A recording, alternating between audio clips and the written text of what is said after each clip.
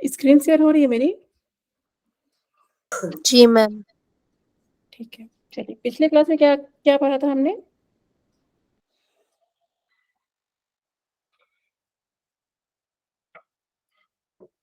क्या पढ़ा था पिछले क्लास में?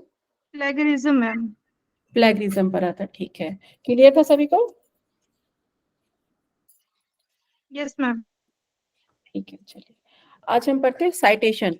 मैंने आपको होमवर्क में एक पेपर दिया था, वही वैलिडेशन वाला पढ़ने के लिए, है ना? तो वो पेपर अपने पास रखिएगा, या नहीं तो फिर अभी पढ़ाने के बाद उसमें से भी एक बार डिस्कस कर लेंगे। साइटेशन से समझते क्या है आप लोग? क्या होता है साइटेशन? मैम किसी भी काम को वहाँ पे बताना कि ये मैंने पर्टिकुलर जगह से लिया है, या उनको उनको क्रेडिट देना। बिल्कुल। अगर साइटेशन अगर कोई रिसर्चर नहीं करता है अपने रिसर्च में, ठीक है, मान लीजिए कि आपने मेरा जो है वर्क जो है लिख दिया, लेकिन मेरा साइटेशन नहीं दिया, वहां पे रेफरेंस नहीं दिया, तो क्या इथिकल प्रैक्टिस है ये? नो मैम, नहीं है इलीगल ना? है। इलीगल है। और इसको बोलते क्या है? अगर आप साइटेशन देना भूल जाते हैं, नहीं देते हैं, तो इसको कौन सा फॉल्ट? प्लेगरिज्म। प्लेगरिज्म। हाँ, प्लेगरिज्म तो हुआ। मैंने आपको क्वेश्चन में मैं कराई थी, अगर साइटेशन देना कोई रिसर्चर भूल जाता है तो इसको टेक्नोलॉजिकल गैप बोलते हैं, क्योंकि ये टेक्नोलॉजी से रिलेटेड है, आपके आईसीटी में आता है ये सारा चीज। ठीक एक है, मैम आपने ये भी कहा था एक्सीडेंटल वाला भी, अगर भूल जाए तो। एक्सीडेंटल, हाँ, एक्सीडेंटल हो गया, टेक्निकल हो गया, क्योंकि क्या है कि प्लेगरिज्म हो गया, साइटेशन स्टाइल हो गया, ये हम आईसीटी के बगैर नहीं कर सकते हैं। मतलब अगर एक पेपर में मान लीजिए मिनिमम आपको 35 रेफरेंस देना है, तो पॉसिबल है कि हर रेफरेंस आप जो है खुद से, पॉसिबल नहीं है ना। तो इसके लिए क्या होता है, हम लोग को सिस्टम यूज करना होता है, एप्लीकेशंस यूज करना होता है। तो ये प्लेगरिज्म हो गया, साइटेशन हो गया, ये सब हमारा आईसीटी में आता है। ठीक है, तो कभी इससे क्वेश्चन आए कि ये कौन सा गैप है या कौन सी गलती है, अगर टेक्नोलॉजी हो वहां पे वर्ड, तो वो वर्ड ही होगा। ठीक है, ऐसा कोई क्वेश्चन आता है कि साइटेशन स्टाइल देना भूल, मतलब एक कोई रिसर्चर है, वो साइटेशन देना भूल गया या दिया नहीं, तो ये कौन सा गैप है। अगर वहां टेक्नोलॉजी से रिलेटेड वर्ड है, तो वो टेक्नोलॉजी में ही आंसर होगा उसका, क्योंकि ये सारे काम जितने भी जो हो रहा है, ये क्या है, ये सब आईसीटी का पार्ट है। ठीक है, ओके मैम। तो मैम प्लेगरिज्म बेसिकली थ्योरेटिकल में चला गया, और साइटेशन जो है वो टेक्निकल वर्ल्ड में चला गया। नहीं, थ्योरेटिकल नहीं हुआ आपका प्लेगरिज्म। प्लेगरिज्म चेक करने के लिए भी आपको सॉफ्टवेयर चाहिए ना। कौन कौन सा था जी, सबसे ऊपर, एक कौन तो सा था? नहीं, टाइनी ये था टर्न से याद रखिए, टर्निटी, टर्निटी, है ना हम लोग। और दूसरा ग्रामरली। हाँ, ये दो सॉफ्टवेयर। तो हम जब भी पॉसिबल है कि कोई हम मैनुअल इसको चेक कर पाए, कोई आदमी के लिए पॉसिबल है कि जो है मैं पेपर पढ़ के समझ जाऊं कि ये जो है कॉपी पेस्ट है। तो बिना आईसीटी यूज किए हुए हम ये सब काम कर नहीं सकते हैं। ठीक है, अगर मैं आपको कोई पेपर दे दूं, मैं आपको बोलूं कि आप चेक कीजिए कि इसमें कहाँ से कॉपी पेस्ट किया गया है या कहाँ से चोरी की गई है, तो आप पकड़ नहीं पाएंगे। तो ये काम हम लोग को एप्लीकेशंस के थ्रू ही करना होता है, जैसे टर्निटिन हो गया, ग्रामरली हो गया। ठीक उसी तरह अगर हम साइटेशन करते हैं तो इसका भी सॉफ्टवेयर आता है जिसको हम मेंडली बोलते हैं, अभी पढ़ेंगे हम लोग आगे। ठीक है, तो ये जितनी भी चीजें हैं ये सब आईसीटी का पार्ट है कि कंप्यूटर रिसर्च में हम लोग आईसीटी कैसे कैसे कहाँ कहाँ यूज करते हैं। ठीक है, तो अगर ये सारा क्वेश्चन हो इन सब के ऊपर तो ध्यान रखिएगा, क्योंकि ये आईसीटी से रिलेटेड है, तो क्वेश्चन को प्रॉपर पढ़ के उसके बाद आंसर कीजिएगा। ठीक है मैम एक क्वेश्चन था हाँ रिगार्डिंग दिस। हाँ जैसे अभी प्लेगरिज्म का हम पढ़ रहे हैं, तो हाँ मेरे मन में एक क्वेश्चन आया था कि अगर कोई, मान लीजिए हम 4-5 बच्चे हैं पीएचडी के, हाँ हाँ रिसर्च कर रहे हैं, हम्म और उसमें से एक बच्चे ने दूसरे बच्चे का वही काम चुरा लिया, हम्म जितना भी काम था सारा काम चुरा लिया। अब हम्म प्लेगरिज्म तो है ही है, यहाँ हम्म तो है ही है, लेकिन वो ना तो अब सॉफ्टवेयर पकड़ सकता है क्योंकि पहले तो पब्लिश कभी हुआ नहीं, हम्म और दूसरा अब दो लोगों का काम बिल्कुल सेम टू सेम आ जाएगा, तो हम्म, दोनों लोगों को काम जो होगा वो ब्लैक लिस्ट में आएगा या जो भी रेड लिस्ट में आएगा, या फिर सिर्फ एक का आएगा, और इसके नहीं ऊपर कुछ देखिए, इसमें दो दो केस है। जैसे मान लीजिए आप कोई वर्क कर रहे हैं, ठीक है, और मैंने आपका वर्क चीट कर लिया, मैंने पूरा वर्क जो है आपने मुझे भेज दिया, मैं उसको जो है खुद से ये कर ली। तो इसमें दो काम है, एक तो या ऐसा होगा कि जिसका पहले पब्लिश होगा ये रिसर्च उसी का हो गया। ठीक है, अच्छा, चाहे चुराया हुआ तो भी। क्योंकि पता नहीं है ना इस केस में, इसीलिए हम कहते हैं कि जी, रिसर्च, मैंने उस दिन आपने कहा था ना कि किसी का भी सॉफ्टवेयर यूज नहीं करना चाहिए। ठीक हाँ है, जी, हाँ जी। क्योंकि आपके दिमाग में क्या है, आपको किस चीज के ऊपर रिसर्च कर रही है, ये सब बिल्कुल कॉन्फिडेंशियल होता है।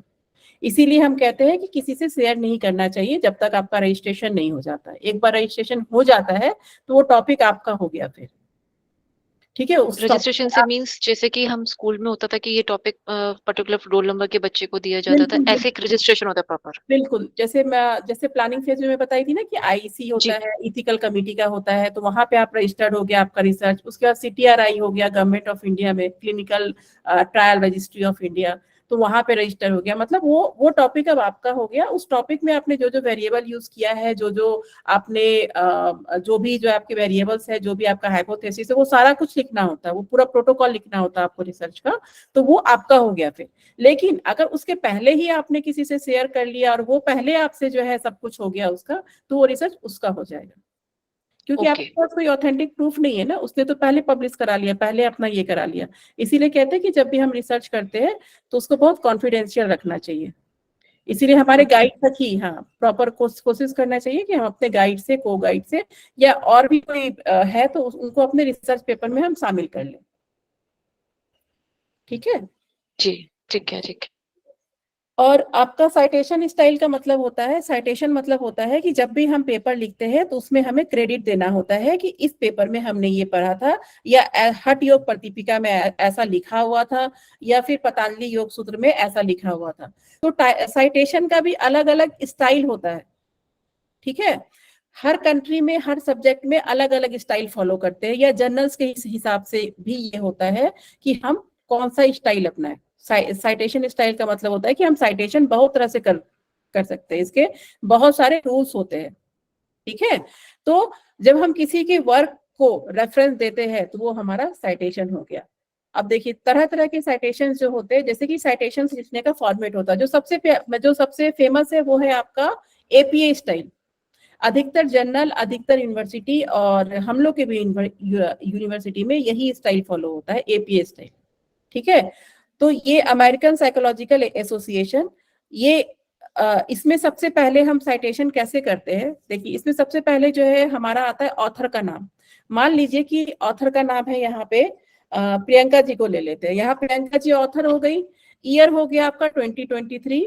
टाइटल ऑफ द वर्क हो गया डायबिटीज एंड योगा। ठीक है, सोर्स हो गया, सोर्स का मतलब होता है कि ये जो भी पेपर लिखते हैं या कोई भी बुक लिखते हैं तो ये सबके लिए ये सोर्सेस होता है। सोर्स डिफरेंट डिफरेंट, ये नंबर में भी हो सकता है और ऐसे नाम में भी हो सकता है। ठीक है, तो ये देखिए, ये जैसे कि है, जैसे हमने क्या बोला था कि सबसे पहले ऑथर का नाम आएगा, तो यहाँ पे ऑथर क्या है, स्मिथ जेडी। ठीक है, ईयर होगा तो ईयर यहाँ पे आ गया, दो फुल स्टॉप देके देखिए यहाँ पे ईयर आ गया 2020। टाइटल ऑफ द वर्क क्या है इनका, टाइटल ऑफ द वर्क है the art of science exploring the wonders of biology. ठीक है। सोर्स है इनका एकेडमिक प्रेस। एकेडमिक प्रेस एक पब्लिशिंग हाउस है यूएसए की, ठीक है। तो ये जो है आपका ये लिखने का तरीका है, ठीक है। ये लिखने का तरीका है। अगर किसी को एपीए में हम साइटेशन देते हैं, एपीए स्टाइल में हमें किसी को जो है रेफरेंस देना है किसी का, तो ये ऐसे ही आता है कि पहले उसका जो है नाम आता है ऑथर का, फिर ईयर आता है, फिर टाइटल ऑफ द वर्क आता है, फिर सोर्स आता है, ठीक है। इसी तरह आपका है MLA, modern language association. Modern language association में क्या है, वहां पे सबसे पहले क्या आ रहा था, ऑथर का नाम आ रहा था, ठीक है। यहाँ पे भी जो है सबसे पहले ऑथर का नाम आ रहा है, ऑथर के नाम के बाद ईयर आ रहा था एपीए फॉर्मेट में। लेकिन जो है अगर हम एमएलए फॉर्मेट में करेंगे तो ऑथर के नाम के बाद टाइटल ऑफ द वर्क आएगा, ठीक है। फिर टाइटल ऑफ द कंटेनर आएगा, मतलब जर्नल्स है, बुक है, क्या है, मतलब जो ऑथर लिखा है, मे भी हो सकता है वो मतलब उसका रिसर्च पेपर है, हो सकता है वो कोई बुक लिख रहा हो, ठीक है। प्रोसेस सेम ही है, लेकिन हो सकता है उसका रिसर्च पेपर हो, बुक हो, तो इसीलिए ये दोनों चीज दे दिया है। इससे ये पता चलता है कि ये क्या है, लेकिन एपीए में ऐसा नहीं था। एपीए में हम लोग title of the container use नहीं करते हैं। अदर कंट्रीब्यूटर जैसे एडिटर, ट्रांसलेटर, ये सब का भी यहाँ पे आता है। जब हम एमएलए स्टाइल में देते हैं तो कौन एडिटर है, कौन ट्रांसलेटर है, ये सब भी लिखना होता है। वर्जन में जो है आपका ये एडिशन लिखा हुआ है। नंबर में आपका वॉल्यूम और इशू है, पब्लिकेशन डेट है, पेज नंबर है। वॉल्यूम इशू पता है सबको क्या होता है? वॉल्यूम यानी कि इससे पहले अगर इसके बारे में पहले भी कुछ छप चुका है तो ये वॉल्यूम 1 वॉल्यूम 2 वो हो गया, प्लस इशू में ये हो गया कि किस ईयर में अब ये इशू हो रहा है। जैसे कि अगर वॉल्यूम 1 के ऊपर ही अगर बात हो रही है तो ये वॉल्यूम 2 है, ये 2007 का है, ये वॉल्यूम 3 है, ये 2009 का है, ऐसे। हाँ, वॉल्यूम जो है क्या होता है, एक ईयर का एक ही होता है।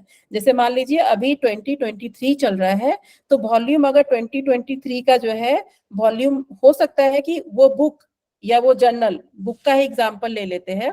मान लीजिए वो बुक जो है सबसे पहले मैंने स्टार्ट किया था 2020 में, ठीक है। तो वॉल्यूम 1 हो गया 2020, वॉल्यूम 2 हो गया 2021, वॉल्यूम 3 हो गया 2022, फिर वॉल्यूम 4 हो गया आपका 2023, मतलब अभी। तो मतलब हर ईयर का एक वॉल्यूम हो रहा है। लेकिन अगर एक ईयर में 4 इशू आ रहा है, मान लीजिए कि उस जर्नल जो है 4 बार पब्लिश कर रही है, हर 3 महीने में पब्लिकेशन हो रहा है, ठीक है। तो उसको हम क्या क्या बोलते हैं, जैसे कि अगर हम 2020 की बात करेंगे, क्योंकि हमने वो बुक 2020 में जो है छपना स्टार्ट हुआ था, तो वो वॉल्यूम 1 हो जाएगा, ठीक है। और इशू क्योंकि 4 बार हो रहा है, तो इशू 1, इशू 2, इशू 3, इशू 4 हो जाएगा। एक साल के लिए वॉल्यूम एक ही रहेगा, लेकिन इशू क्योंकि एक साल में 4 बार छप रहा है, वो चीज 4 बार प्रिंट हो रहा है वो बुक, तो उसको जो है इशू 1, इशू 2, इशू 3, इशू 4 बोलते हैं। और वॉल्यूम ईयर हो गया 2020, तो वॉल्यूम 1 बोलते हैं तो जिस ईयर का है, ठीक है। जैसे 2020 का है तो चारों एडिशन के लिए इशू 1, इशू 2, इशू 3, इशू 4 हो गया, लेकिन वॉल्यूम बोलेंगे तो 1 ही हुआ। मैम क्या एक ही ईयर में 2 वॉल्यूम्स आ सकते हैं? नहीं नहीं, एक ईयर में एक ही वॉल्यूम आ रहा है, वॉल्यूम 1 है। एक ईयर में एक ही वॉल्यूम आएगा? हाँ, इश्यूज बहुत सारे हो सकते हैं। इश्यूज जो है हो सकता है वो क्या क्वार्टरली हो, जर्नल ही है। जैसे मान लीजिए कि मैं अभी सितंबर चल रहा है, किसी जर्नल ने मेरा पेपर एक्सेप्ट कर लिया कि ठीक है आपका पेपर एक्सेप्ट हो गया है, तो ऐसा तो नहीं वो सितंबर में ही पब्लिश कर देगा। मुझे वेट करना होगा ना कि वो क्वार्टरली होगा, तो हो सकता है कि उसका जो है अगस्त में जा चुका हो, अब दिसंबर में आएगा। उसने मुझे मेल से कंफर्म कर दिया कि your paper has been selected, और उसने मुझे सारा कंफर्मेशन दे दिया, लेकिन मेरा जो पेपर पब्लिश होगा वो क्या होगा, दिसंबर में होगा। ओके, ठीक है, क्योंकि हर बुक का और हर जो है जर्नल का एक सर्टेन पब्लिकेशन रूल होता है। कोई साल में 2 बार पब्लिश करती है, कोई साल में 3 बार पब्लिश करती है, कोई साल में 4 बार पब्लिकेशन है। तो सबका पब्लिकेशन अलग अलग है, तो सबकी इशू अलग अलग है। किसी का 4 इशू है, किसी का 5 इशू है, किसी का 2 इशू है। लेकिन वॉल्यूम अगर हम 2023 की बात करें तो वो वॉल्यूम डिफरेंट होगा, वॉल्यूम एक ही होगा, एक साल का एक ही वॉल्यूम होता है, ठीक है। मैम हमें ये 2020, कंफर्म करना हो, आई एम सॉरी, हाँ अगर अगर हमें ये कंफर्म करना हो, जस्ट अगर मैं कहीं साल टाइम बाद मैंने मान लीजिए मैंने आपका कोई एक आर्टिकल है हाँ, और आपके रिसर्च पेपर से मैंने को वो पढ़ने हैं। अब हाँ, मुझे कंफर्म नहीं है कि आपने एक ही साल में एक ही वॉल्यूम के कितने इश्यूज करे थे, 1 करे या 4 करे या 3 करे। नहीं वो तो लिखा हो। हाँ तो ये बताइए। हम पता लगा सकते हैं, जैसे कि मैं आपका बिल्कुल रिसर्च पेपर पढ़ रही 5 से 6 साल बाद पढ़ रही हूँ। नहीं नहीं तो देखिए। हाँ हाँ बताइए, बोलिए बोलिए। तो ऐसे हम कंफर्म कर सकते हैं इसको कि पता देखिए चल सकता है? बिल्कुल जब भी आप किसी बुक में जब भी किसी, देखिए हर बुक का पब्लिकेशन अलग होता है, हर जर्नल्स का अलग होता है, ठीक है। तो हम लोग को कहीं भी किसी भी जर्नल में सबमिट करने के पहले, जर्नल्स भी बहुत सारे हैं, लाखों जर्नल्स हैं, ठीक है। डायबिटीज का जर्नल अलग है, योगा का जर्नल्स अलग है, बहुत बहुत सारे हैं। एडोलेसेंट के लिए अलग है। आपका रिसर्च किस टॉपिक पे है ये उस पर डिपेंड करता है, ठीक है, कि आपको किस जर्नल में डालना है। तो उसमें क्या होता है कि हम लोग को जर्नल ऑथर्स गाइडलाइन हम लोग को चेक करना होता है कि ऑथर्स के लिए क्या क्या गाइडलाइन है। गाइडलाइन में वहां पे लिखा होता है सारा कुछ कि आपको किस स्टाइल में जो है पेपर सबमिट करना है, आपका साइटेशन स्टाइल क्या होना चाहिए, आपका ये फिर जो भी आपका बुक हो या जर्नल्स हो उसका वॉल्यूम कितना है, कौन सा वॉल्यूम चल रहा है, कौन सा इशू चल रहा है, क्वार्टरली है, हाफ ईयरली है, वो सारा कुछ लिखा होता है, ठीक है। नहीं नहीं मैम, लेकिन अगर मान लीजिए जैसे कि आपने एक बार आपने वॉल्यूम 1 निकाला, उसमें आपने 2 इशू दिए, हाँ फिर हाँ नेक्स्ट ईयर आपने एक और वॉल्यूम निकाला वॉल्यूम 2, हाँ उसके आपने 4 इशू दिए। हाँ हाँ लेकिन मुझे एज अ पब्लिक हाँ, मुझे कैसे पता चलेगा कि आपने एक में 2 दिए थे और सेकंड हाँ। वाले में 4 दिए थे? अब मैंने नहीं एज्यूम करा कि आपने सिर्फ 2 ही दिए थे। नहीं तो नहीं मेरे को ये कंफर्म कैसे होगा कि आपके कितने इश्यूज आए हैं? क्योंकि मुझे सारे पढ़ने हैं, तो मेरे पास सारा मटेरियल अवेलेबल हो इसलिए। तो या नहीं, तो ये किसी में लिखा होता है कि ये इतने वॉल्यूम्स इसके निकल चुके हैं और इस वाले में बिल्कुल इतने बिल्कुल वॉल्यूम्स आए थे। बिल्कुल जब आप पता करती हैं ना, जब आपको पता करना होता है तो उसमें सब कुछ दिया होता है, सारा डिटेल्स लिखा होता है। अच्छा अच्छा, जब मैम ठीक ये है। पब्लिक सारा डिटेल्स पब्लिश आपको करेंगे, पता होगा। हाँ जब पब्लिश करेंगे तो अपना उसमें रहेगा कि कितने इशू आया है, उसमें सब हाँ वॉल्यूम में तो कितने आया है। देखिए यहाँ पे जो दिया हुआ है ये अपना जर्नल, जैसे मान लीजिए यहाँ योगा जर्नल है, ठीक है। आईजोआई बहुत फेमस जर्नल है योगा का, इंटरनेशनल जर्नल ऑफ योगा, ठीक है। तो ये मान लीजिए आईजोआई 2020 में शुरू हुआ होगा, ठीक है। तो 2020 में अगर आईजोआई शुरू हुआ होगा तो अभी 2023 में उसका कौन सा वॉल्यूम होगा? थर्ड 2020 में स्टार्ट हुआ तो थर्ड वॉल्यूम हुआ। 2020 में तो फर्स्ट हुआ, हाँ जी, 2021 टू 2023, सॉरी 20 ये फोर्थ हुआ इस बार। फोर्थ हुआ ना, तो वॉल्यूम फोर्थ हो गया। और आईजोआई जो है हाफ ईयरली है, हाफ ईयरली जर्नल है। तो इशू ओके, कौन सा हो? तो ये अभी इशू जो जो फर्स्ट है वाला। 1 और 2 होगा। जी जी। वॉल्यूम हो गया 2020, इशू या इशू 1 होगा या इशू 2 होगा। फिर ओके, वॉल्यूम ऐसे। हो गया 2 2021, तो इशू होगा 1 या 2, ओके, ठीक ठीक है। है। समझ तो में आया? मीन्स ये, हाँ जी, हम्म। जैसे इट मीन्स ये हर बार चेंज नहीं हो सकता कि नहीं नहीं क्वार्टरली करना है। नहीं नहीं वो चेंज होता भी होगा तो इंटीमेशन मिल जाता है आपको, जब आप अच्छा। हाँ जब आप इसके वेबसाइट पे जाएंगी ना, आईजोआई के वेबसाइट पे, तो वहाँ सब कुछ लिखा होता है, सब कुछ मिलता है जर्नल्स के रिगार्डिंग जो भी इंफॉर्मेशन चाहिए। ऑथर्स जी। गाइडलाइन करके अगर आप सर्च करेंगे तो वो सारा का सारा मिल जाएगा आपको कि उसका क्या गाइडलाइन है, ठीक है। अच्छा, आपको पेपर को कैसे भेजना है। तो ये पहले से प्री डिटरमाइंड होता ही है, लिखा हुआ ही होता है कि हमारे यहाँ पे जो भी इश्यूज आएंगे वो 2 बार आएंगे या 3 बार आएंगे या 4 बिल्कुल बार बिल्कुल आएंगे। बिल्कुल बिल्कुल अच्छा, ठीक है, बिल्कुल हाफ ठीक ईयरली है। जैसे हम लोग भी जर्नल देखते हैं, मान लीजिए कोई जर्नल हाफ ईयरली है, मेरा है। पेपर जी। उसने एक्सेप्ट कर लिया, तो मुझे अगर मान लीजिए कि अगस्त में उसका पब्लिकेशन हो गया होगा तो मुझे हुँ, और 6 महीने वेट करना होगा। मेरे जी, पास मेल आ जी, गया कि मेरा पब्लिश जी। हो जाएगा, लेकिन उसके लिए मुझे जो है 6 महीने वेट करना होगा उसके पब्लिकेशन के कारण, ओके, ठीक है। ठीक है, तो अगर हाफ ओके। ईयरली है तो इशू 1 इशू 2 हो गया एक साल में, और जब हुँ, से उसका स्टार्ट हुआ होगा वो वॉल्यूम 1 वॉल्यूम 2 वॉल्यूम 3 ऐसे होगा। मतलब एक साल के लिए वॉल्यूम एक ही होता है। जी, इशू जी, आपका 1 2 3 कुछ भी हो सकता है। अगर हाफ ईयरली है तो इशू 1 इशू 2, क्वार्टरली है तो इशू 1 इशू 2 इशू 3 इशू 4 इस तरह करके होगा, जी, ठीक है। ठीक है मैम, जी। तो ये जो है आपका मॉडर्न लैंग्वेज एसोसिएशन है। देखिए इसमें क्या है, फॉर्मेट आपको ये बहुत इंपॉर्टेंट है, क्योंकि एपीए पे जो है हम लोग बहुत काम करते हैं, बहुत सारे जर्नल्स एपीए को मानते हैं, बहुत सारे यूनिवर्सिटी एपीए को मानती है। तो एपीए को ध्यान ध्यान में रखिएगा कि एपीए का फॉर्मेट क्या है, क्योंकि जो कॉमन होता है, जो अच्छे लेवल का, जिसमें जो जो हम ज्यादा यूज करते हैं, क्वेश्चन प्राय उसी से बनता है। तो यहाँ पे जो है इसका फॉर्मेट इस जर्नल का मतलब याद रखिएगा कि जब एपीए में साइटेशन होता है अमेरिकन साइकोलॉजिकल एसोसिएशन में, तो सबसे पहले ऑथर का नाम आता है, फिर ईयर होता है, फिर आपके वर्क का टाइटल क्या है और फिर सोर्स क्या है। ठीक है, तो इसको ध्यान रखिएगा। ठीक है, एमएलए जो है मॉडर्न लैंग्वेज एसोसिएशन हो गया, ये हो गया, फिर शिकागो, ये सब बहुत इंपॉर्टेंट नहीं है, मतलब ये सब जो है नहीं यूज होता, लेकिन हाँ ध्यान में रखिए कि ये भी एक जो है साइटेशन का स्टाइल है। ठीक है, शिकागो मैनुअल ऑफ स्टाइल। ठीक है, फिर IEEE है, institute of electrical and electronic engineers. तो ये सब का जो है फॉर्मेट उतना इंपॉर्टेंट नहीं है। एमा इंपॉर्टेंट है, अमेरिकन मेडिकल एसोसिएशन, इसका भी जो है बहुत यूज होता है एमा का भी। तो ये सब जो है बस ये ध्यान में रखिए कि ये सब साइटेशन स्टाइल है और इसका फुल फॉर्म क्या है। ठीक है, फिर है आपका हार्वर्ड स्टाइल, फिर है आपका, ये सब उतना इंपॉर्टेंट नहीं है। ठीक है, वैनकूवर स्टाइल होता है, वैनकूवर में भी ये दिया हुआ है। और जब हम देखिएगा किसी पेपर में जो है जब साइटेशन होता है ना, तो उसमें नंबरिंग दिया होता है 1 2 3 4, और लास्ट में जब आप बिब्लियोग्राफी में जाते हैं तो उसमें नंबर 1 पे ये था, नंबर 2 पे ऐसे था, इस तरह से होता है। तो वैनकूवर स्टाइल में जो है नंबरिंग के थ्रू होता है, ये रहता ये है। मैम ये हमारी हाँ बुक्स के अंदर भी होता है इस तरह से। बिल्कुल बिल्कुल, ये बुक्स के लिए भी है और ये जर्नल्स के लिए भी है, ये आपके रिसर्च पेपर के लिए भी है। और अगर आप कल को बुक लिखती हैं तो बुक के लिए भी यही सेम फॉर्मेट आपको जो है आपके पब्लिकेशन हाउस से आपको पता चलता है कि आपको किस फॉर्मेट में लिखना है। वैनकूवर में लिखना है, एमा में लिखना है, हार्वर्ड में लिखना है, एपीए में लिखना है, वो लिखा होता है और आपको वो स्टाइल फॉलो करना होता है। ठीक है, ओके मैम, ओके। ठीक है। जी जी मैम।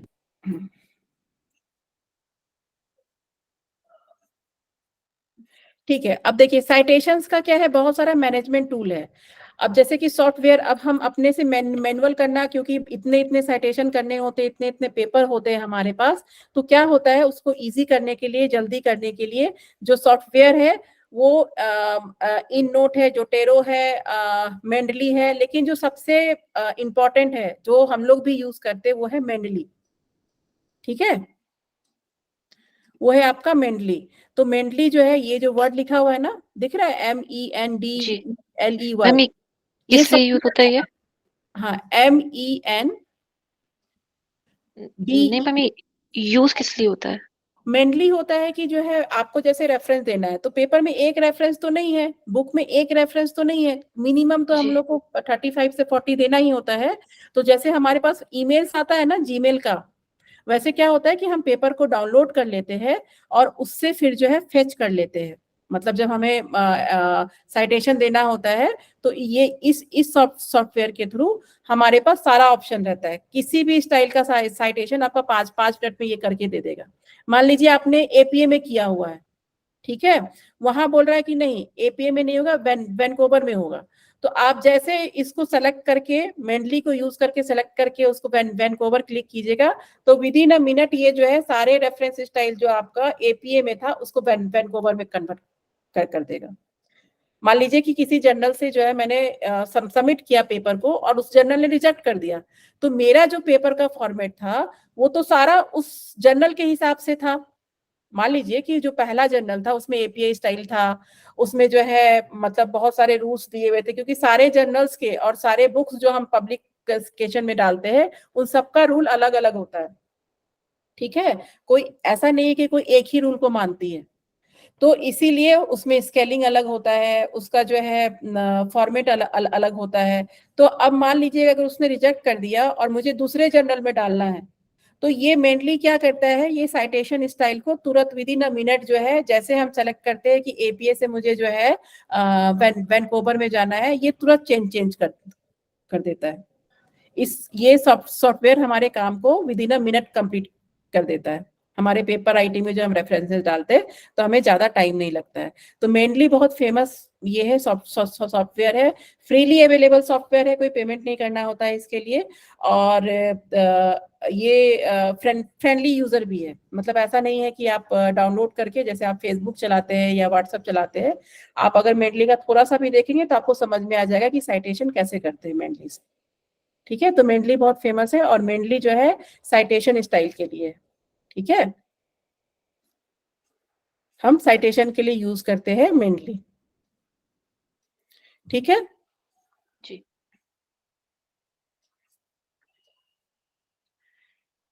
चलिए, इतना समझ में आ गया सबको?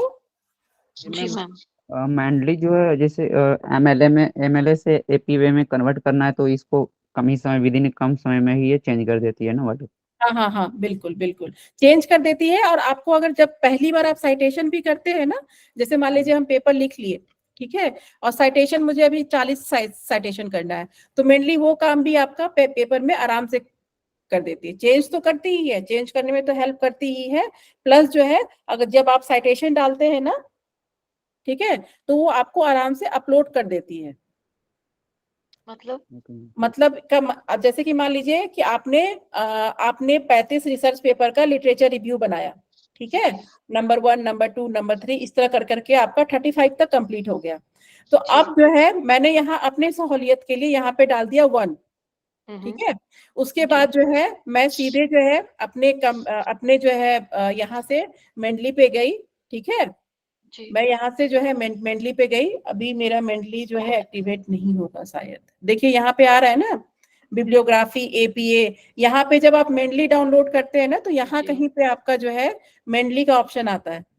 ओके ओके, ठीक है, और हम क्या करते हैं, जैसे यहाँ एपीए स्टाइल लिखा हुआ, देखिए यहाँ आपको सारा स्टाइल मिलेगा जो अभी पढ़ा है आपने, एपीए शिकागो, ठीक है, हार्वर्ड, देखिए है ना सारा, IEEE इलेक्ट्रिकल, जी, ठीक है।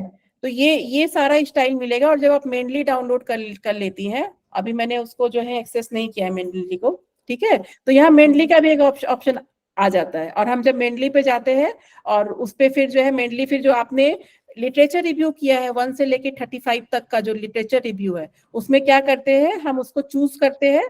जैसे हम लोग कोई फाइल को अपलोड करते हैं ना, जी, ठीक है, हम उसको उसी तरह अपलोड कर देते हैं। हम मेनली से चूज कर लेते हैं कि ठीक है नंबर 1 पे ये था, तो नंबर 1 जो है यहाँ पे आ गया, ओके।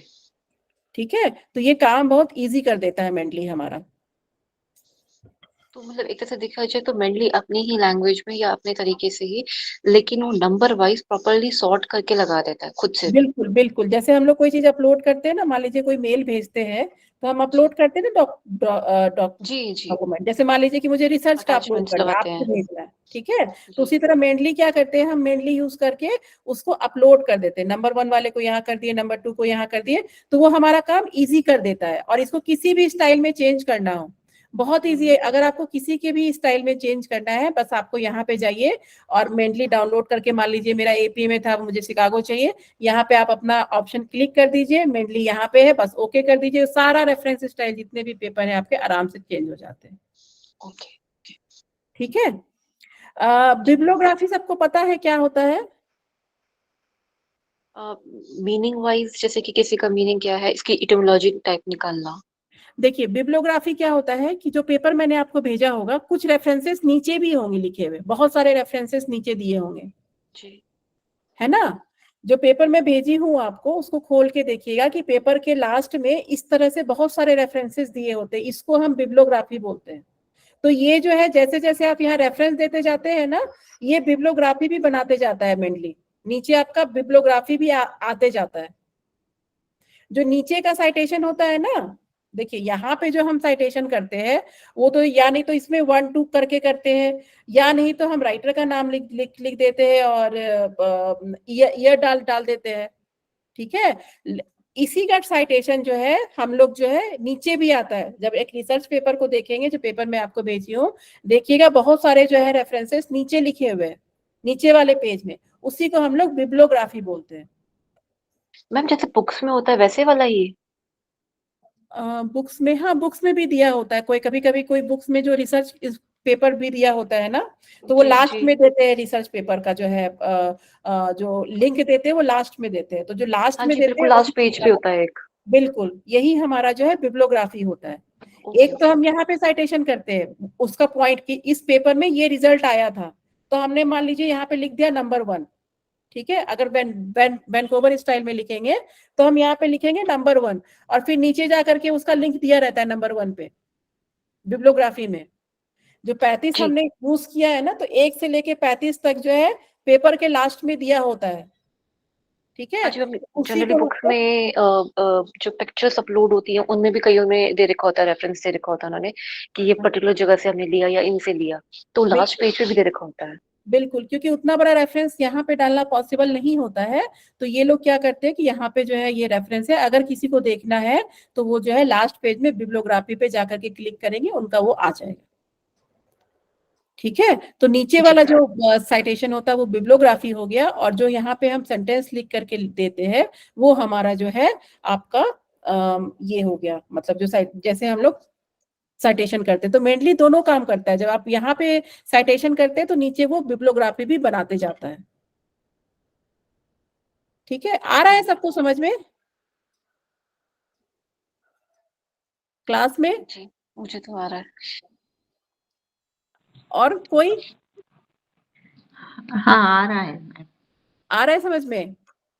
नहीं आ रहा है तो बताइए, मैं फिर से एक बार आपको समझा दूंगी। वो पेपर अभी मैं दिखाऊंगी तो वो सारा कुछ क्लियर हो जाएगा। पेपर है सबके पास? मैं पेपर शेयर की थी आपको ग्रुप पे, यस मैम। है ना वो पेपर?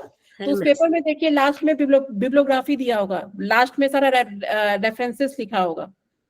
तो 1 से 35 जो रेफरेंसेस है या 1 से 40 है, मतलब पेपर के हिसाब से होता है, 1 से 90 रेफरेंसेस है, वो आपका बिब्लियोग्राफी हो गया, ठीक है। चलिए अब देखिए आपका जो है, देखिए ये जो है आपका है कि आईसीटी कैसे कैसे यूज होता है रिसर्च में, कैसे कैसे होता है बताइए आप लोग की। एक दिन हम लोगों ने डिस्कस किया था आईसीटी का कहाँ कहाँ यूज होता है रिसर्च में। मैम एक तो प्लेगरिज्म के लिए यूज हो गया, डाटा साइटेशन के लिए यूज हो गया, डेटा के लिए हो गया, रिसर्च में कि जो चलिए हम थियोरेटिकल फेज होता वाइज है। बात करते हैं, फेज वाइज बात करते हैं। अगर मैं फेज 1 की बात करूं, स्टेप वाइज बात करते हैं, स्टेप्स ऑफ रिसर्च है ना। अगर फेज 1 की बात करूं तो फेज 1 में कहाँ कहाँ ये यूज हो रहा है?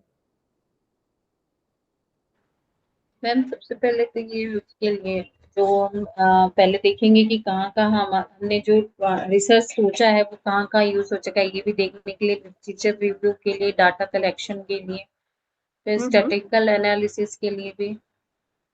अच्छा, सबसे ज्यादा आईसीटी का यूज कहाँ होता है, कौन से फेज में होता है? 2 नंबर थर्ड, सेकंड, थर्ड में मैम। नहीं नहीं, अगर मैं तीनों ऑप्शन दूं, फेज 1, फेज 2, फेज 3, तो कौन से फेज, एक ही फेज बोलना है, तो कौन से फेज में सबसे ज्यादा आईसीटी का यूज होगा?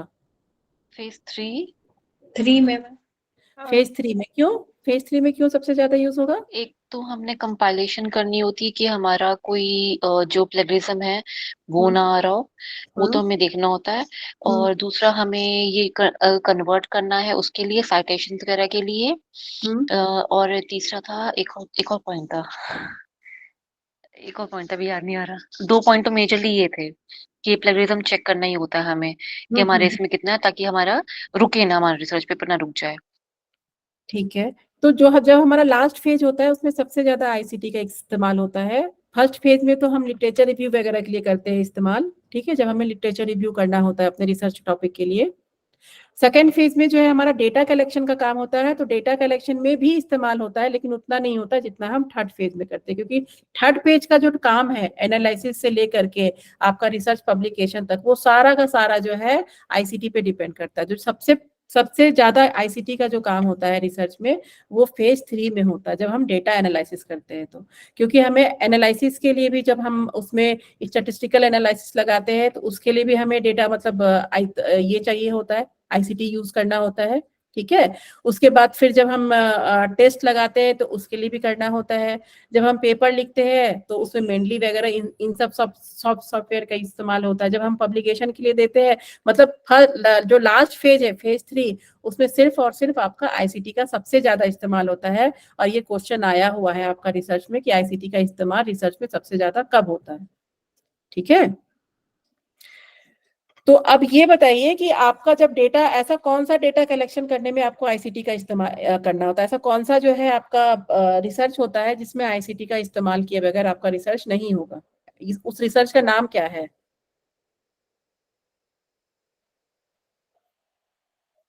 ऐसा कौन सा रिसर्च? ऑनलाइन सर्वे जब करते हैं। हाँ वेरी गुड, जब ऑनलाइन सर्वे करते हैं। सर्वे जो है, मान लीजिए मैं ही आपको सर्वे फॉर्म भेजती हूँ कि आप मेरा सर्वे फिलअप कर दीजिए, तो यहाँ भी तो आईसीटी का इस्तेमाल हो रहा है ना। आप तक मेरा फॉर्म कैसे पहुंच रहा है? कंप्यूटर के थ्रू पहुंच रहा है ना, ठीक है। आईसीटी के माध्यम से। तो इसीलिए जो हम ऑनलाइन सर्वे लेते हैं, ऑनलाइन सर्वे में भी देखिए क्या क्या गूगल फॉर्म यूज करते हैं। गूगल फॉर्म सबसे कॉमन है, ठीक है। अगर मैं आपसे बोलूंगी कि आप मेरा जो सर्वे है उसको फिल कर दीजिए, तो मैं क्या आपको गूगल फॉर्म में बना के भेजूंगी ना survey. Yes ma'am. Google form पता है ना सबको, यस नो वो सब जो टिक करते हैं, या आपको जो राहुल सर भरवाते हैं कि आप जो है फीडबैक फॉर्म, वो आपका गूगल फॉर्म है। तो उसी तरह जो है हम भी क्या करते हैं, जब सर्वे बनाना होता है तो हम गूगल फॉर्म यूज करते हैं। गूगल फॉर्म की तरह ही सर्वे मंकी होता है, ये मतलब ये सॉफ्टवेयर का नाम है, टूल्स का नाम है, आपको सर्वे में हेल्प करता है ये सब, जब आप कोई सर्वे करते हैं तो, ठीक है। डिजिटल क्वेश्चनेयर इतना नहीं ये होगा, लाइव सर्वे ये सब इतना नहीं है। डेटा एनालिसिस, हाँ देखिए ये आपका इंपॉर्टेंट है बहुत। स्टैटिस्टिकल सॉफ्टवेयर जो हमने पढ़ा था ना कि स्टैटिस्टिक लगाते हैं, कौन कौन सा था? दो टाइप का जो स्टैटिस्टिक्स था, वो कौन कौन सा था?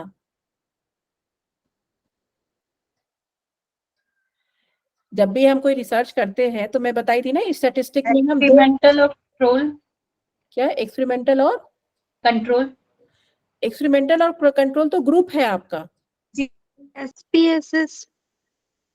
नहीं, ये तो प्रोग्राम का नाम है आपका। मैं बोल रही हूँ कि जब मैं आपको स्टैटिस्टिक्स पढ़ाई थी ना, तो उसमें रिसर्च में दो काम होता था। दो काम होता था ना, एक में हम मीन मीडियन मोड निकालते थे, और एक में जो है हम सैंपल को पॉपुलेशन पे हमको देखना होता था कि वो जो हमारा डिस्क्रिप्टिव और इन्फरेंशियल था। आ डिस्क्रिप्टिव और इन्फ्लुएंशियल। वेरी गुड, डिस्क्रिप्टिव और इन्फरेंशियल। तो जो डिस्क्रिप्टिव और इन्फरेंशियल है, उसके लिए जो हम स्टैटिस्टिकल सॉफ्टवेयर यूज करते हैं एनालिसिस के लिए, वो है एसपीएसएस। एसपीएसएस का फुल फॉर्म आया हुआ है, ठीक है, कि एसपीएसएस का फुल फॉर्म क्या होता है। और आर है, आर भी बहुत इंपॉर्टेंट है। और ये सब सॉफ्टवेयर का नाम है जिसपे हम मीन मीडियन मोड निकालते हैं, सैंपल साइज, वो जो आपको मैंने बेल कर्व पढ़ाया था, उसके बाद आउटलाइन, मतलब ये सारी चीजें जो है जो काम करते हैं हम, ठीक है, वो मैनुअल नहीं करते हैं क्योंकि डेटा बहुत ज्यादा होता है, हजारों में होता है कभी कभी। और तो ये जो है हम एसपीएसएस में करते हैं। एसपीएसएस बहुत फेमस सॉफ्टवेयर है, इसको बहुत लोग जानते, मतलब ये कॉमन है, सबसे कॉमन है एसपीएसएस, ठीक है। उसके बाद है आर। फिर है आपका ये एसएस नहीं, ये स्टाटा ये भी नहीं, जमोबी। जमोबी अभी रिसेंटली आया है, बहुत पुराना सॉफ्टवेयर नहीं है और यूजर फ्रेंडली है। यूजर फ्रेंडली का मतलब क्या होता है? यूजर फ्रेंडली का क्या मतलब होता है? अगर हम सॉफ्टवेयर की बात करें और मैं बोलूं कि बहुत यूजर फ्रेंडली सॉफ्टवेयर है, तो इसका मतलब क्या होता है? मैम चलाने में ज्यादा डिफिकल्टी ना हो। बिल्कुल। जैसे कि हम फेसबुक चलाते हैं, कोई सिखाया क्या हम लोग को फेसबुक चलाना? या व्हाट्सएप चलाते हैं, किसी ने सिखाया क्या? वो तो हम खुद से सीख जाते हैं, या ऑप्शन देख के हमको समझ में आ जाता है, यही होता है ना। तो जमोबी सॉफ्टवेयर जो है ये बहुत यूजर फ्रेंडली है, मतलब इसको जो है मेंटली हो गया, ठीक है, जमोबी हो गया, ये सब बहुत यूजर फ्रेंडली है। मतलब इसमें जो है आप थोड़ा सा भी वीडियो देख करके सीख सकते हैं कि इसमें जो है स्टैटिस्टिकल एनालिसिस कैसे होता है, इसमें बहुत टाइम नहीं लगता है। तो एसपीएसएस का फुल फॉर्म हो गया, आर हो गया, आर भी बहुत इंपॉर्टेंट है। जमोबी हो गया क्योंकि ये रिसेंटली आया है, बहुत पुराना नहीं है। तो ये सब चीज ध्यान रखिएगा कि ये सब स्टैटिस्टिकल सॉफ्टवेयर है। जितना भी आपका डिस्क्रिप्टिव एनालिसिस और जितना भी इन्फरेंशियल एनालिसिस होता है, ये इसी सॉफ्टवेयर के थ्रू होता है। हम इसी सबको इस्तेमाल करते हैं। इसको सीखना पड़ता है हम लोग को, जैसे एसपीएसएस आपको सीखना होगा, इसकी क्लास लेनी होगी, तब आपको पता चल जाएगा कि हम लोग अपने ही डेटा को कैसे एनालिसिस करते हैं, कैसे एनालाइज किया जाता है। ये विद इन अ सेकेंड में आपका काम जो है कंप्लीट करके दे देता है। जैसे ही आप इस पे टेबल अपलोड करते हैं, उसमें कितने मेल है, कितने फीमेल है, कितने का बीएमआई ज्यादा है, किसी मतलब वो बेल कर्व सबका बना के दे देंगे आपको। और उस बेल कर्व से, और यही सॉफ्टवेयर इस्तेमाल करके आपका जो है नेट जेआरएफ का रिजल्ट भी बनता होगा, ठीक है। क्योंकि जब हम लाखों कैंडिडेट की बात करते हैं, तो हम बिना सॉफ्टवेयर यूज किए हुए उस काम को नहीं कर सकते हैं। अगर कर भी लेता है कोई, तो उनको बहुत टाइम लगेगा, ठीक है। तो ये सारे सॉफ्टवेयर है स्टैटिस्टिकल के। एसपीएसएस इंपॉर्टेंट है, आर इंपॉर्टेंट है, जमोबी इंपॉर्टेंट है, ठीक है। ये ध्यान रखिएगा, ये सब स्टैटिस्टिकल सॉफ्टवेयर है। एसपीएसएस का फुल फॉर्म मैं बताई थी, क्या होता है एसपीएसएस का फुल फॉर्म?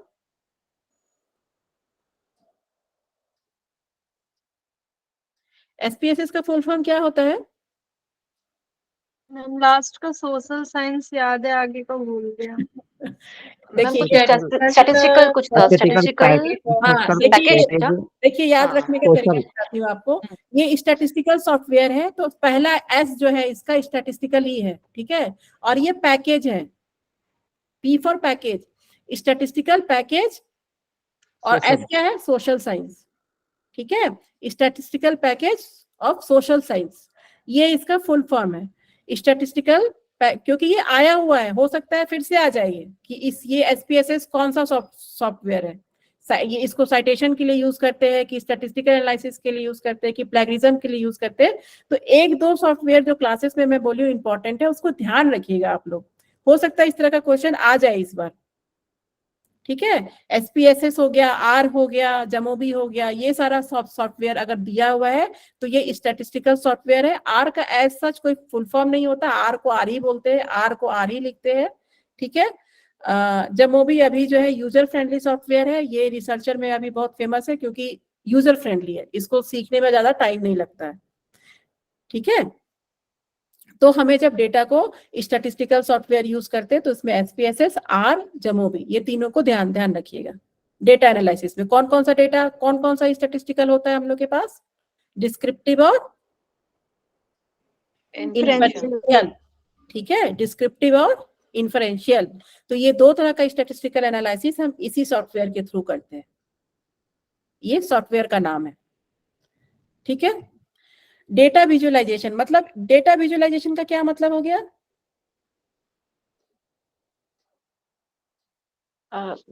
उसकी जो प्रेजेंटेशन है कि पैराग्राफ वाइज या ये सब कुछ। बिल्कुल, जैसे मान लीजिए आप लोग MDY का अगर मुझे डेटा विजुअलाइजेशन करना है हाइट का, ठीक है, तो हाइट वाइज क्या होता है कि हम डेटा दे देते हैं और विजुअलाइज करने के लिए ये सारे सॉफ्टवेयर, लेकिन ये बहुत इंपॉर्टेंट नहीं है, ये हम लोग को मतलब बस ये है कि जान लीजिए किस तरह का सॉफ्टवेयर होता है, ये इंपॉर्टेंट नहीं है। लेकिन आपका रेफरेंस मैनेजमेंट में मैं आपको बताएगी कि मेनली जो है सबसे, ऐसे तो इन नोट, जोटेरो, लेकिन मेनली जो है सबसे फेमस है और यूजर फ्रेंडली है, और इसका जो है मतलब इसको आप लोग भी डाउनलोड कर सकते हैं। इसमें कोई आपको पेमेंट नहीं देना होता है, इसमें कोई फी नहीं लगता है, फ्री है ये सॉफ्टवेयर, ठीक है। फ्री भी है और यूजर फ्रेंडली भी है। तो रेफरेंस मैनेजमेंट में जो साइटेशन हुआ वही आपका रेफरेंस मैनेजमेंट हुआ। जो हम साइटेशन पढ़े ना अभी कि साइटेशन का स्टाइल क्या है, यही रेफरेंस है। रेफरेंस वही हो गया आपका जो साइटेशन पढ़े अभी आप, ठीक है। और इसका जो सॉफ्टवेयर हो गया वो हो गया मेंडली, ठीक है। मैम रेफरेंस की तरह ही साइटेशन होता है ना मैम? हाँ, ऐसा? रेफरेंस ही आपका साइटेशन हो गया। रेफरेंस और साइटेशन में कंफ्यूज मत होइएगा, रेफरेंस ही आपका साइटेशन हो गया। जो आप रेफरेंस देते हैं ना, और रेफरेंस मैनेजमेंट लिखा है तो इसीलिए इसमें सॉफ्टवेयर का नाम आ गया है। तो एंड नोट हो गया, जोटेरो हो गया, मेंडली हो गया, ये सब आपका ये जो है सॉफ्टवेयर हो गया आपके रेफरेंस के लिए। तो रेफरेंस ही आपका साइटेशन हो गया, जो हम साइट करते हैं पेपर में, ठीक है। एकेडमिक डेटाबेस क्या होता है, पढ़ाई हूं मैं आपको। एकेडमिक डेटाबेस क्या होता है? Theoretical type. थ्योरेटिकल टाइप नहीं होता, एकेडमिक डेटाबेस होता है कि कल को आपको अगर जर्नल देखना हो तो कहाँ से देखेंगे, किस प्लेटफॉर्म पे जैसे जाएंगे? साइट जो पबमेड, गूगल स्कॉलर पर इस वेरी पर। गुड, हाँ जी, वेरी हाँ जी। गुड। जैसे पबमेड हो गया, गूगल स्कॉलर हो गया। एकेडमिक डेटाबेस का मतलब होता है कि जो जितने भी जर्नल्स पेपर है, अगर कल मुझे अपने रिसर्च में डायबिटीज पे कर रही हूँ तो मेरे पास कुछ ना कुछ तो ऑनलाइन प्लेटफॉर्म होगा ना। तो अगर मैं मेडिसिन से रिलेटेड कर रही हूँ, ठीक है, तो पबमेड सबसे अच्छा है। अगर आपको शुरू में जैसे अभी के फेज में देखना है तो आपके लिए गूगल स्कॉलर सबसे अच्छा है, ठीक है। तो गूगल स्कॉलर हो गया, ये सब एकेडमिक डेटाबेस है। कभी भी मुझे लिटरेचर रिव्यू करना होगा, कभी भी एकेडमिक डेटाबेस देखना होगा तो मुझे पबमेड, गूगल स्कॉलर, इन सब पे ही अपने रिसर्च आर्टिकल को सर्च करना होगा। अब जैसे मान लीजिए कल को मेरा रिसर्च पब्लिश होता है तो आप मेरा रिसर्च आर्टिकल कहाँ पे देखेंगे? मैं ग्रुप में तो डालूंगी नहीं। अगर मान लीजिए ग्रुप में डाल भी दी तो अगर आप लोग को कल को देखना हो तो कैसे देखेंगे? सर्च करके देखेंगे ना पबमेड में। अगर इंडिया पर होगा मैम तो हम पबमेड पर देखेंगे, और इंटरनेशनल पर होगा तो गूगल नहीं नहीं स्कॉलर। नहीं नहीं नहीं नहीं नहीं, ऐसा नहीं है। इंडिया और फॉरेन कंट्री से कोई लेना देना नहीं है। ये सबको दिख रहा है, गूगल सबके पास है, पबमेड सबके पास है, चाहे आप यूएसए से देखिए, चाहे जर्मनी से देखिए, कोई यूरोपियन कंट्री से देखिए, कहीं से भी देखिए। ये जो है क्या होता है कि गूगल स्कॉलर और पबमेड जो है, पबमेड एक जैसे जो मेडिसिन से रिलेटेड रिसर्च होता है ना, वो आपको पबमेड में ज्यादा अच्छे से दिख, मतलब पबमेड उसके लिए है। इसमें योगा रिसर्च भी आता है, लेकिन ये मेनली जो बोलते हैं ना कि जो 100% वाली बात होती है, जैसे आप मेडिसिन से रिलेटेड कोई आपका रिसर्च है तो पबमेड में जो है आपको देखना होता है। गूगल स्कॉलर में इसलिए बोली कि वो इजी टू यूज होता है और उसमें हर तरह के रिसर्च मिलेंगे आपको। और पबमेड में इंडियन जर्नल भी है, जैसे आपका आईजॉय है, हम लोग का जर्नल जो है, जो हमारे यूनिवर्सिटी से निकलता है, उसका नाम है आईजॉय। तो आईजॉय आपको पबमेड में दिखेगा, पबमेड लिस्टेड जर्नल है वो। ऐसा नहीं है कि जो है इंडियन जर्नल, और इसका इंडियन से या कोई कंट्री से कोई लेना देना नहीं है, इसमें आपको सब जगह का जर्नल दिखेगा। ठीक है, गूगल स्कॉलर हो गया, पबमेड हो गया, इसमें हर जगह, कल आप फॉरेन कंट्री भी जाएंगे ना तो वहां पे भी ये सारे सॉफ्टवेयर मिलेंगे, जितने भी रिसर्चर है ना। रिसर्च गेट क्या होता है बताइए तो जरा मुझे, रिसर्च गेट क्या होता है? रिसर्च गेट क्या होता है, क्वेश्चन आया हुआ है आपका यूजीसी नेट में, क्या होता है रिसर्च गेट?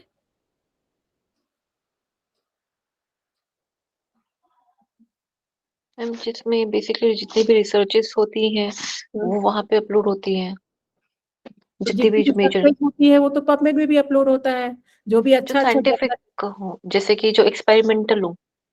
नहीं, ऐसा नहीं है, एक्सपेरिमेंटल ऐसा हो। मैम हो सकता है क्या कि जो कोई भी देखिए, साइट फेसबुक खोलते हम लोग हैं। यूज करते हैं, जी। उसी तरह रिसर्चर का ये फेसबुक है रिसर्च गेट। उसमें आपसे पूछा था कि इसमें एकेडमिक डेटाबेस क्या है, उसमें जो है आपको एक रिसर्च गेट का भी ऑप्शन दिया हुआ था। रिसर्च गेट एकेडमिक डेटाबेस नहीं है आपका। रिसर्च गेट आपका जो है, जैसे कि आप फेसबुक यूज करते हैं ना, आपके परिवार के लोग रहते हैं, आप लोग जो है उसमें चैटिंग करते हैं, इस तरह का ही होता है ना कुछ, उसी तरह रिसर्च गेट में जितने भी रिसर्चर है ना, वो उनका फेसबुक है। वो लोग आपस ओके। में क्वेश्चन आंसर करते हैं, जैसे मान लीजिए जैसे आप मेरे से पूछ रहे हैं, तो अगर हम रिसर्च गेट पे आ जाए तो आप मेरे से पूछ सकते हैं, तो फिर कोई ना कोई आपको आंसर करता है। ठीक है, ओके, जितना देखा जाए तो एक तरह से हो गया, सिर्फ साइंटिस्ट या जो भी जितने भी रिसर्चर्स हैं बिल्कुल उन सबका अपना एक ग्रुप हो गया जिसके अंदर वो एक दूसरे से उन्हीं के ही रिसर्चेस के ऊपर वो क्वेश्चन पूछ बिल्कुल सकते हैं। बिल्कुल। जैसे मान लीजिए कि आप योगा रिसर्च कर रही हैं, आपको योगा में रिसर्च में कोई प्रॉब्लम आ रही है, तो आप वहां पे क्वेश्चन डाल सकते हैं अपना कि मुझे ये प्रॉब्लम आ रही है, इसका क्या सॉल्यूशन है। तो जितने भी रिसर्चर है ना वहां पे, क्योंकि उसको सिर्फ रिसर्चर को ही अलाउ है रिसर्च गेट पे आना, क्योंकि कोई भी उसको आम आदमी ज्वाइन नहीं कर सकता है। इसलिए नहीं ज्वाइन कर सकता है कि वो आपके इंस्टीट्यूशनल आईडी से बनता है। जैसे कि मान लीजिए कि मैं एसवाइसा की स्टूडेंट हूँ, तो मैं चाहूंगी जीमेल से घुस जाऊं, नहीं, मुझे एसवाइसा का ही ईमेल आईडी चाहिए होगा। वहां पे जितने भी ओके। रिसर्च यूनिवर्सिटी है पूरे वर्ल्ड में, ठीक है, उसमें सब लिस्टेड है रिसर्च गेट पे। तो वो अपने इंस्टीट्यूशनल ईमेल आईडी का यूज करके उसमें जो है रिक्वेस्ट भेजते हैं, फिर वो रिक्वेस्ट एक्सेप्ट होता है। फिर जैसे मान लीजिए कि मैं योगा पे कर रही हूँ, मेरा टॉपिक ये है, अगर आप उससे पूछिएगा कि मैं इस योगा पे कर रही हूँ, मेरे लिए कौन सा जर्नल सुटेबल है, मैं कौन से जर्नल में डालूं, ये जर्नल फेक, मतलब जो भी क्वेश्चन पूछते हैं, तो उसमें बहुत सारे सीनियर रिसर्चर होते हैं, बहुत सारे जितने भी रिसर्चर है, वो रिसर्चर का फेसबुक है एक तरह से, कि हम कोई क्वेश्चन पूछते हैं और वो हमारा आंसर देते हैं उसका अपने एक्सपीरियंस के बेसिस पे। ठीक है, तो रिसर्च गेट आपका एकेडमिक डेटाबेस नहीं है, कंफ्यूज मत कीजिएगा रिसर्च गेट देख करके, वो आपका रिसर्चर फेसबुक है। ठीक है, पबमेड, गूगल स्कॉलर, ये सब एकेडमिक डेटाबेस है, यहाँ पे आप किसी का पेपर देख सकते हैं। आपको सजेशन चाहिए किसी रिसर्चर से या पूरे वर्ल्ड के रिसर्चर से आप मिलना चाहते हैं, तो वो आपका रिसर्च गेट है। ठीक है, रिसर्च गेट जो है आपका एकेडमिक डेटाबेस नहीं है। एकेडमिक डेटाबेस पबमेड है, पबमेड सेंट्रल है, गूगल स्कॉलर है, ये सब है आपका एकेडमिक डेटाबेस। ठीक है, तो मैम ये किसी और के लिए तो नहीं होता, जैसे इसमें साइंटिस्ट भी आएंगे इसमें एक बिल्कुल बिल्कुल कोई भी। बिल्कुल बिल्कुल, ये जो है आपका ऑनलाइन प्लेटफॉर्म है जिसपे रिसर्चर एक दूसरे से बात करते हैं। आप कोई क्वेश्चन डाल के देखिएगा कि मैं किसी जर्नल का नाम डाल के देखिएगा और उसमें टाइप कीजिएगा, is it a authentic journal और not, is it a fake journal और ऑथेंटिक जर्नल, इस तरह करके देखिएगा। रिसर्च गेट का भी एक ऑप्शन आएगा, आप रिसर्च गेट में उसका अगर क्वेश्चन किसी ने पूछा होगा तो वो क्वेश्चन आंसर दिखेगा आपको। लेकिन आप ओके। उसको ज्वाइन करने के लिए आपको एक इंस्टीट्यूशनल आईडी चाहिए, जिस भी कॉलेज या जिस भी यूनिवर्सिटी में आप पढ़ते हैं, तभी वो अलाउ करते हैं उसमें। जैसे मैम आपने किया होगा तो ये पेड है या एफपी की तरह बिल्कुल नहीं फ्री नहीं है? नहीं, फेसबुक की तरह, बिल्कुल फेसबुक की तरह चलता है आपका। ठीक है, अच्छा। इसमें कोई पैसा नहीं देना होता है हम लोग को, और बहुत अच्छा प्लेटफॉर्म है, क्योंकि जो भी रिसर्चर है वो अपने एक्सपीरियंस से आपको आंसर देते हैं। ओके। और मैम जो इसमें होते हैं रिसर्चर्स होते हैं वो जैसे पीएचडी कंप्लीट करने के बाद या जेआरएफ कर रहे होते हैं वो वाले होते हैं दोनों या हो अभी सकते हैं। जिसके पास एकेडमिक, जैसे मान लीजिए कि एसवाइसा, अगर एसवाइसा का ईमेल आईडी मुझे मिल गया मेरे नाम पे, तो मैं उसको ज्वाइन कर सकती हूँ। ओके। और ये कब मिलता है मैम, जैसे कि अगर पीएचडी कंप्लीट कर चुके हैं या पीएचडी नहीं कर नहीं रहे नहीं हैं? नहीं नहीं, पीएचडी स्कॉलर को मिलता है ये। उसमें ओके। मैम ऑप्शन भी होता है ना कि आप स्टूडेंट हैं, हाँ, पीएचडी बिल्कुल स्कॉलर हैं, आप बिल्कुल बिल्कुल असिस्टेंट बिल्कुल प्रोफेसर। बिल्कुल सही अच्छा। सही सही बोल रहे हो। उसमें ऑप्शन होता है कि आप स्टूडेंट है, पीएचडी स्कॉलर है, क्या है वो सारा कुछ, मतलब फॉर्म भरवाते हैं, उसके बाद फिर आपको एंट्री देते हैं उसके अंदर। ठीक है, जी। तो रिसर्च गेट जो है एकेडमिक डेटाबेस नहीं है, ध्यान रखिएगा। ठीक है, क्वेश्चन आया है इस पे। चलिए, कोलैबोरेशन एंड कम्युनिकेशन। अब देखिए क्या है कि जैसे कि एप्लीकेशन सच एज, ये सब आप लोग जानते हैं, जूम क्या है, माइक्रोसॉफ्ट टीम क्या है, स्काइप क्या है, ये सब आपको पता है कि हम लोग क्या होता है, अगर मान लीजिए जैसे मैं आप, हम दोनों आपस में बात कर रहे हैं, आपकी पूरी ग्रुप है, आप लोग सब अलग अलग जगह है, मैं अपने अपने जगह पे हूँ। ठीक है, तो हम क्लास कैसे शुरू करेंगे? गूगल मीट, चाहे तो मीट पे होगा, चाहे, जूम, जूम। बिल्कुल। तो ये वीडियो कॉन्फ्रेंसिंग वही हो गया आपका, जूम हो गया, माइक्रोसॉफ्ट टीम हो गया, स्काइप हो गया, मीट हो गया, ये सारा जो है आप लोग जानते हैं, और आप लोग यूज भी करते हैं, तो ये सब पढ़ाने की ऐसी कोई जरूरत नहीं है। File sharing and cloud storage. अच्छा, ये बात मुझे बताइए कि मेरे पास बहुत डेटा आ गया, ठीक है, और मैं चाहती हूँ कि उस डेटा को ऐसे जगह सेव कर दूं कि कल को मेरा लैपटॉप खराब भी हो जाए तो मेरे डेटा को कुछ नहीं हो, क्योंकि हर रिसर्चर को 5 साल 7 साल तक अपने डेटा को संभाल के रखना पड़ता है, पता है सबको। जी। तो ऐसा कौन सा जगह होगा, मैं कहाँ कहाँ रखूंगी? क्लाउड स्टोरेज बहुत कॉमन है अभी आज के टाइम पे। हाँ जी। ठीक है, तो इस आज के टाइम पे गूगल ड्राइव हो गया आपका। ठीक है, गूगल ड्राइव सबके पास है, जिसका जीमेल अकाउंट है उसके पास गूगल ड्राइव जरूर जरूर होगा। तो हम गूगल ड्राइव पे डाल दे, क्लाउड पे डाल दे, या ड्रॉप बॉक्स है, तो ये सब क्या होता है, ये सेव कर लेता है हमारा डेटा। मान लीजिए कल मैंने अपने लैपटॉप पे कर दिया, बहुत रिसर्चर के साथ ऐसा होता है, क्योंकि रिसर्च क्या होता है, 4-5 साल तक चलता है। अब 4-5 साल में हो सकता है कभी हमारा लैपटॉप ही खराब हो गया हो, लैपटॉप ही चोरी हो जाए, तो हम अपने लैपटॉप के भरोसे रह नहीं सकते हैं। उसको फाइल को एक सेफ जगह पे स्टोर करना पड़ेगा हमें, कि हमारा डेटा चोरी ना हो। तो ये भी आईसीटी का एक यूज है। आपका गूगल ड्राइव हो गया, ड्रॉप बॉक्स हो गया, ये सब रखने का जगह है संभाल के चीजों को। ठीक है, सिमुलेशन। सिमुलेशन क्या होता है, पता है किसी को? जी मैम, एक सिमुलेशन तरह क्या का होता है? वैसे सिमुलेशन तो वैसे उसके लिए भी कहते हैं, जैसे कि अगर कोई लॉ की पढ़ाई कर रहा है हम्म, तो उसमें एक ट्रेनिंग का एक तरह का पार्ट होता है कि एक नकली कोर्ट रूम बना देते हैं, उनको एक केस देते हैं कि आपने ऐसे इस केस पे कार्रवाई हम्म, करनी है, हम्म, आप उस पे अपने प्रूफ्स देंगे और कैसे एग्जैक्टली आपने आर्ग्यूमेंट्स देनी है कोर्ट रूम में, आप हम्म, पैसे देंगे, तो पूरा सेटअप होता है एक तरह का। और बिल्कुल। उसमें ऐसे कोई मजिस्ट्रेट भी बनेंगे और ऐसे ही सेम आपके ओपोनेंट में ऐसे लॉयर भी होंगे, तो इस तरह से पूरा एक बनाया जाता है। देखिए, एक आर्टिफिशियल सेटिंग होता है आपको रियल सेटिंग में जाने के पहले। ठीक है, सिमुलेशन का एक बहुत अच्छा एग्जांपल दे सकते हैं आप, पायलट का। जब वो एरोप्लेन चलाता है तो उसको सिमुलेशन दिया, मतलब वो पहले सिमुलेशन में आता है। सिमुलेशन में मतलब उस उसको, तरह माहौल दिया जाता है। हाँ, एक तरह का माहौल दिया जाता है रियल हेलीकॉप्टर या एरोप्लेन में बैठाने के पहले, कि उसको एक आर्टिफिशियल सेटिंग दिया जाता है कि ये ऐसे ऐसे होता है और ऐसे ऐसे हो सकता है। तो बहुत सारा रिसर्च ऐसा है जिसमें सिमुलेशन सॉफ्टवेयर यूज होता है। सिमुलेशन सॉफ्टवेयर कहाँ यूज होता होगा? योगा में तो नहीं नहीं नहीं होता है। मैम ये उसमें भी होता है, जो आजकल तो ड्राइविंग के लिए भी यूज करते हैं और एक नहीं, इसमें रिसर्च, डॉक्टर्स के लिए भी जैसे यूज करते आर्मी हैं, लोग का मैम, जैसे जवान आर्मी होते में, हैं जब वो लोग इवन तैयारी करते सर्जरी हैं के तो लिए उससे भी। पहले। हाँ। नहीं नहीं नहीं, रिसर्च में कहाँ यूज होता है सिमुलेशन का? तो मतलब समझ में आ गया कि चलिए रियल सेटिंग के पहले हमें एक आर्टिफिशियल सेटिंग दे करके, चाहे वो पायलट की पढ़ाई हो, एरोप्लेन उड़ाना हो, चाहे वो मतलब एडवोकेट की हो, तो ये तो आपको समझ में आ गया कि एक रियल सेटिंग में जाने के पहले उनको एक आर्टिफिशियल सेटिंग दिया जाता है। इसी को हम लोग सिमुलेशन बोलते हैं। लेकिन सिमुलेशन जो है रिसर्च में कहाँ यूज होता होगा, किस सेक्टर में यूज होता है?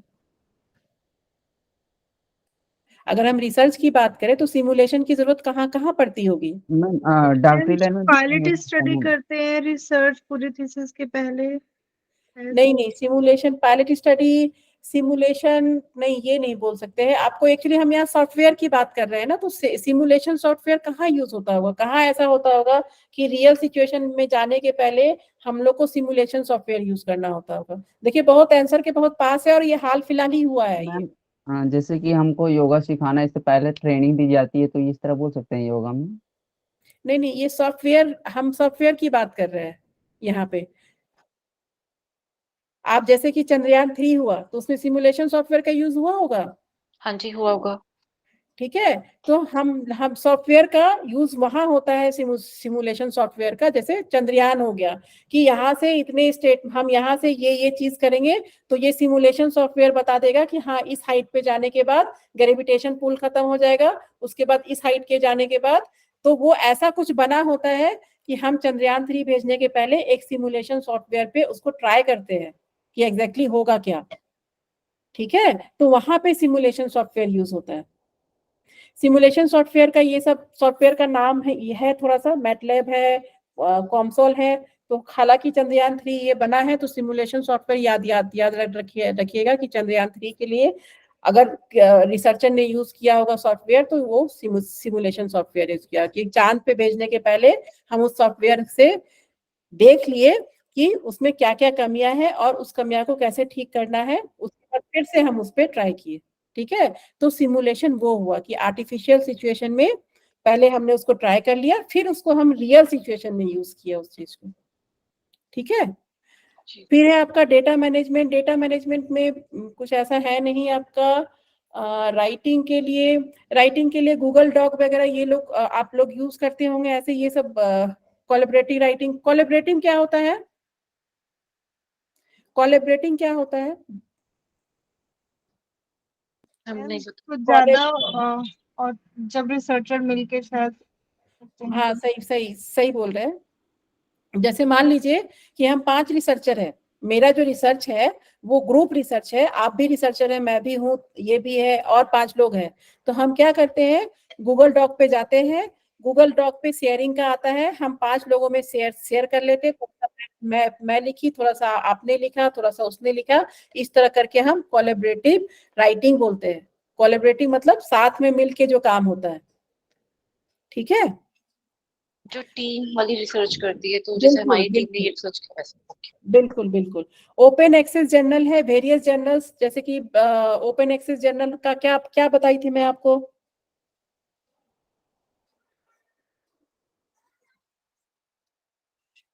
ओपन एक्सेस जर्नल में क्या था कि उसको कोई भी, अभी जो मैं आपको जर्नल पेपर भेजी हूँ वो भी ओपन एक्सेस है, उसके लिए हमें कोई पैसा नहीं देना होता है, ठीक जैसे है? वो गूगल वाला। कोई भी पढ़ सकता है, और ऑल ओवर वर्ल्ड वो जो जर्नल, वो जो है पेपर किसी के पास भी आ सकता है, कोई भी देख सकता है उस मॉड्यूल में क्या था, कैसे कैसे हुआ, रिसर्चर ने क्या क्या किया, ठीक है? ओपन एक्सेस में मोस्टली हमें जो है पेमेंट नहीं, फी नहीं देना होता है। हाँ बताइए। मैम जैसे ओपन वाले का आपने बताया, इसमें अगर जैसे कि आपने बताया रिसर्च किट अवेलेबल है सिर्फ रिसर्चर्स और साइंटिस्ट के लिए, तो ऐसे ही अगर यहाँ से कोई किसी ने अपना किसी का भी उठा के अपना रिसर्च वहां पे ओपन पब्लिक पे डाल दिया बिना उसकी परमिशन के, तो ऐसा हो सकता है?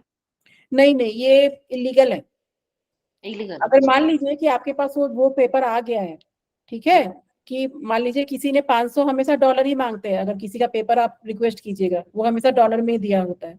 तो मान लीजिए कि एक डॉलर में आपने खरीद लिया, ठीक है, आपने मुझे मुझे मुझे दे दिया, फिर कल को और पब्लिक कर दिया, और आपने रिसर्च गेट पे, तो ये इलीगल है, आपके अगेंस्ट में केस भी हो सकता है, क्योंकि तो वो एक जो काइंड है, ऑफ पायरेसी होगी ना ये तो? बिल्कुल बिल्कुल, ये जो है ये रूल्स के अगेंस्ट है ना, जब वो पेड जर्नल है तो फिर आप कैसे मतलब ये कर सकते हैं, ठीक है? Okay okay. एक तरह का एक बार सॉफ्टवेयर आया था, क्या नाम था सॉफ्टवेयर का? साइंस, क्या नाम था उसका? Science hub, SCIHUB।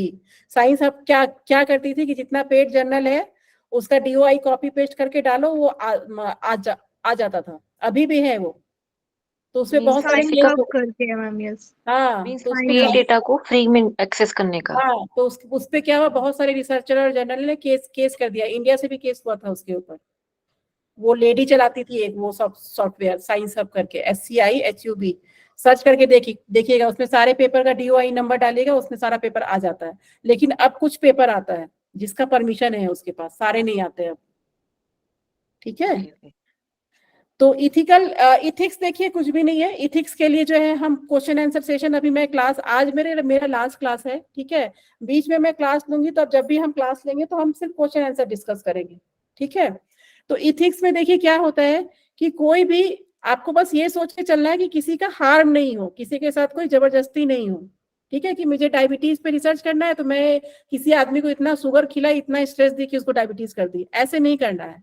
ठीक है, तो अनइथिकल प्रैक्टिस नहीं करना है, मतलब कि समाज में जो है किसी को नुकसान नहीं होना चाहिए। इथिकल प्रैक्टिस यही है। जैसे इन्फॉर्म कंसेंट, जैसे मान लीजिए कि मैं आपसे बोली कि आप मेरे रिसर्च में शामिल हो जाइए, तो रिसर्चर के पास प्रूफ होना चाहिए कि आपने उनसे कंसेंट लिया था रिसर्च में पार्टिसिपेट करने के लिए, उसी को इन्फॉर्म कंसेंट बोलते हैं।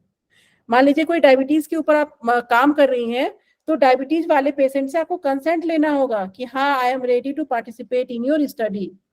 एक इन्फॉर्म कंसेंट बनता है, वो जो है उसका फॉर्मेट होता है, जब इथिकल आती है ना, वो फॉर्मेट देती है आपको इन्फॉर्म कंसेंट का, और वो हमें पार्टिसिपेंट से भरवाना होता है। बिना कंसेंट के आप किसी का भी कोई सैंपल नहीं ले सकते हैं। और खास करके जो है बच्चों के मामले में क्या होता है, जो भी 18 साल के नीचे है उनमें क्या होता है, पेरेंट्स से भी लेना पड़ता है और बच्चे से भी लेना पड़ता है। ये लॉ है, इंडिया में लॉ है कि कभी भी कोई चीज अगर 18 साल के नीचे के आदमी से आप डील करती हैं, तो उसमें जो है आपको बच्चे का भी जो है कंसेंट लेना पड़ता है और उनके पेरेंट्स से भी लेना पड़ता है। ठीक है, कॉन्फिडेंशियलिटी, देखिए अगर मैं किसी डायबिटीज वाले पे रिसर्च कर रही हूँ तो उसका पूरा डेटा मेरे पास आ गया, उसका स्ट्रेस लेवल क्या है, उसका कॉन्फिडेंस लेवल क्या है, उसका वेट क्या है, हाइट क्या है, मतलब उसका डेटा ही तो ले रहे हैं हम। तो कोई भी रिसर्चर को राइट नहीं होता है किसी के भी जो है, आप किसी के भी बारे में, जो भी आपके पार्टिसिपेंट है जिसके ऊपर आप रिसर्च कर रही हैं, आप उसके डेटा को लीक करने का। मान लीजिए मैं MDY से जितनी भी फीमेल्स है, मैं उनसे डेटा ले रही हूँ कि आपका क्या इंटरेस्ट है, क्या हॉबी है, तो एज अ रिसर्चर ये मेरा काम है कि जो मेरा सैंपल है, ठीक है, उसको जो है सारे डेटा को कॉन्फिडेंशियली रखना, मतलब मैं किसी से शेयर नहीं कर सकती हूँ वो। अगर ये कॉन्फिडेंशियली नहीं होता है या ये प्राइवेसी नहीं होता है, तो आप वो जो है सैंपल मेरे पे केस कर सकता है।